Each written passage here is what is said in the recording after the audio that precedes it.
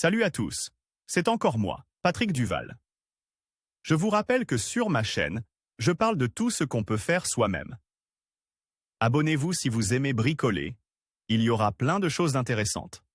Et maintenant, passons directement au sujet de cette vidéo. De nombreux mécanismes peuvent être équipés d'un cylindre pneumatique qui crée une force de poussée lorsque de l'air sous pression est fourni. Il s'agit d'un dispositif très simple et peu coûteux à fabriquer, qu'il est tout à fait possible d'assembler à la maison à partir d'un tuyau en PVC. Matériaux, tuyau en PVC de 32 mm, bouchon de tuyau, 2 pièces long boulon M6, 2 rondelles et un écrou, ressort de compression. Feuilles de plastique, caoutchouc ou silicone pour les joints, raccord droit pneumatique, de la graisse. Processus de fabrication d'un cylindre pneumatique à partir d'un tuyau en PVC. Un trou de 6,5 mm est perce au centre de l'un des bouchons. Un joint en caoutchouc est collé sur le deuxième bouchon par l'intérieur pour absorber les chocs futurs de la tige du vérin. Un long boulon est inséré dans le bouchon avec le trou. Ensuite, une rondelle métallique est placée dessus, un long ressort, une rondelle à nouveau et le tout est pressé avec un écrou. Ensuite, 3 rondelles en plastique et 2 rondelles en caoutchouc ou en silicone sont posées une à une. Les rondelles en plastique ont un diamètre de 26 mm, les rondelles en caoutchouc de 29 mm. La rondelle en plastique est d'abord vissée de manière à être filetée, puis la rondelle en caoutchouc est tirée et les autres dans le même ordre. Il est important de ne pas trop serrer les rondelles en plastique afin que le caoutchouc puisse pousser vers l'intérieur. Un espace de 1 mm entre elles est suffisant.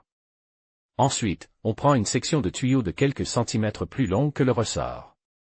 Dans ce cas, le ressort mesure 14 cm et le tube 17 cm. Un bouchon avec un joint en caoutchouc est collé ou soude sur le tube. Un trou est perce sur le côté du bouchon et le raccord pneumatique y est visse. En le vissant, il s'enfile de lui-même dans le PVC. Ensuite, on prend un bouchon avec une tige et on y fait un petit trou pour l'évacuation de l'air. La tige est ensuite insérée dans le tube. Les rondelles en plastique étant plus petites que le diamètre du tube et les rondelles en caoutchouc plus grandes, elles fonctionnent ensemble comme un piston. Avant de fermer le cylindre, on y verse un peu de graisse. La graisse est également versée à travers le raccord. Afin de pouvoir démonter le cylindre pour remplacer les caoutchoucs, il est préférable de ne pas coller le bouchon à trop. Il suffit de le percer sur le côté avec le tube et d'y visser une petite vis. Lorsque le cylindre pneumatique est alimenté en air comprime par un compresseur ou une bouteille, il pousse la tige vers l'extérieur. Si la pression est supprimée, le ressort la repousse. Pour ce faire, vous devez ajuster sa force. Pour ce faire, il faut serrer l'écrou sur la tige. C'est là que le bouchon amovible s'avère utile. Le ressort doit exercer une pression suffisante pour ramener la tige après l'arrêt de l'alimentation en air, mais pas trop pour que le compresseur ne puisse pas le comprimer.